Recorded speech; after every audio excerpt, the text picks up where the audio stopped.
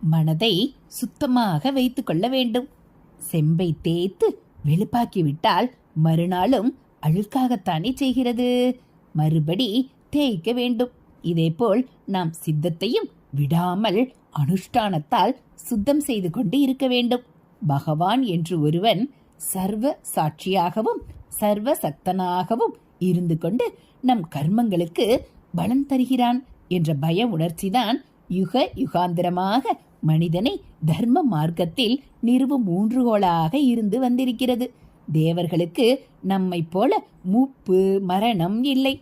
அவர்களுக்கு நம்மை விட சக்தி அதிகம். இருந்தாலும் அவர்கள் நம்மிடம் இருந்தே ஆகுதி பெறுமாறு பகவான் வைத்திருக்கிறார். அம்பாளை விட மங்கள வஸ்து இல்லை. சர்வ மங்கள மாங்கல்யே என்று அம்பாளை சொல்வார்கள். அவர்களுடன் சேர்ந்திருப்பதால்